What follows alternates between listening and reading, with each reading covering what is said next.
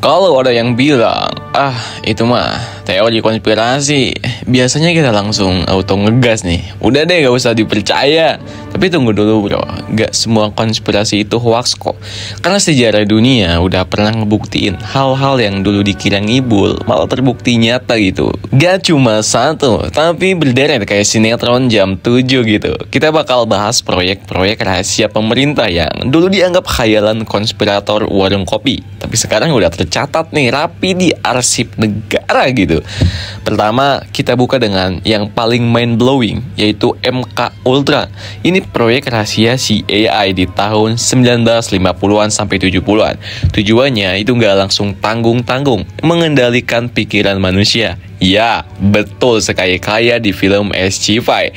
Tapi itu versi nyata bos.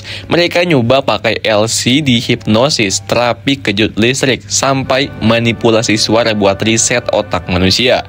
Dan tragisnya, yang dijadiin kelinci percobaan tuh orang-orang sungguhan, tahanan, pasien rumah sakit jiwa, bahkan warga sipil, tanpa izin gitu. Mereka nggak tahu apa-apa, cuma tiba-tiba dikasih zat aneh, terus direkam reaksinya. Proyek ini nggak pernah diumumin, sampai suatu hari dokumennya ketahuan gara-gara nggak sengaja keikat di audit internal. Lo bayangin orang mau cari laporan keuangan, nemu eksperimen LSD yang seketika dunia baru tahu. Oh ternyata pemerintah beneran nyoba ngendalin otak orang ya. Gelo. Nah kalau kalian belum puas, ada lagi nih yang bikin jidat nyut-nyutan berjaya, yaitu Operation Northwoods. Ini rencana paling absurd tapi nyata dari Pentagon tahun 1962. Intinya mereka mau pura-pura diserang oleh diri mereka sendiri. Rencananya termasuk ngebom Miami, ngebajak pesawat, nembak warga sipil, lalu nyalahin Kuba. Tujuannya itu biar ada alasan buat nyerang Fidel Castro.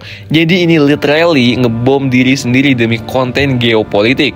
Untungnya Presiden Kennedy nolak mentah-mentah proposal itu. Tapi yang serem, rencana ini disusun serius, lengkap, dan baru kebongkar puluhan tahun kemudian lewat dokumen yang dideklasifikasi.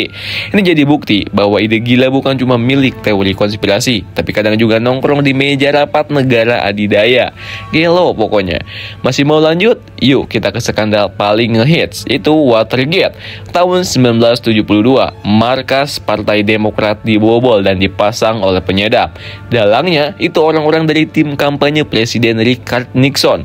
Awalnya semua pura-pura polos, tapi penyelidikan makin dalam sampai akhirnya ketahuan ada rekaman suara Nixon sendiri yang nunjukin dia tahu dan bahkan bantu nutupin kejahatan itu. Dan boom, Nixon jadi satu-satunya Presiden Amerika Serikat yang resign karena skandal. Dulu banyak yang bilang, masa sih presiden bisa tahu dan pura-pura nggak tahu gitu. Tapi Watergate jawab, bisa banget bro. Skandal ini ngajarin satu hal penting. Kalau pemerintah bilang kami nggak tahu menau, bukan berarti mereka beneran nggak tahu. Bisa jadi mereka tahu lebih duluan. Ya tiba-tiba amnesia gitu. Kalau yang tadi belum cukup bikin emosi, coba dengerin ini deh, yaitu Tuskegee Syphilis Study. Dari tahun 1932 sampai 1972 ada 600 pria kulit hitam di Tuskegee, Alabama yang dijadikan bagian dari peneliti sifilis. Masalahnya 399 diantaranya itu positif sifilis, tapi nggak dikasih obat. Mereka dibiarin begitu aja buat lihat perkembangan penyakitnya. Bahkan ketika penicillin udah ditemukan sebagai obat sifilis paling manjur, mereka tetap nggak ngasih gitu. Parahnya lagi, banyak dari mereka nggak tahu kalau mereka lagi dijadikan objek penelitian. Akibatnya banyak yang meninggal, istri dan anak-anak mereka tertular, dan kepercayaan masyarakat kulit hitam terhadap sistem kesehatan langsung anjlok bro. Ini bukan cuma pelanggaran etika, tapi juga tragedi kemanusiaan, dan semua itu dilakukan atas nama sains. Emang kejam banget sih. Kalau kalian pikir rahasia gede itu pasti ada efek dramatis kayak ledakan, lo bener bro. Karena ada juga yang kayak gitu nih, yaitu proyek Manhattan. Ini proyek super rahasia buat bikin bom atom selama Perang Dunia II. Ratusan ilmuwan, teknisi, dan tentara dilibatkan. Semua kerja di kota-kota rahasia, nggak boleh ngomong apa-apa, bahkan ke keluarga sendiri. Lo kerja siang malam, tapi nggak boleh bilang lo lagi bikin senjata paling destruktif dalam sejarah umat manusia. Baru setelah bom dijatuhin di Hiroshima dan Nagasaki, dunia baru tahu nih. Oh, jadi ini tuh proyek rahasia yang katanya bikin pupuk. Gak heran sih, karena level kerahasiaannya sampai presiden aja nggak semua tahu detailnya gitu. Anjir. Dan dari semua cerita ini, pelajaran besarnya jelas banget, yaitu nggak semua yang kelihatan ngaco itu salah. Kadang yang paling aneh justru paling benar. Pemerintah bahkan di negara demokrasi sekalipun punya track record melakukan hal-hal gila secara diam-diam, lalu nutupinya rapat-rapat, dan semuanya baru kebongkar bertahun-tahun kemudian. Kadang lewat dokumen bocor, kadang lewat whistleblower, kadang baru terbuka pas udah keburu banyak korban gitu.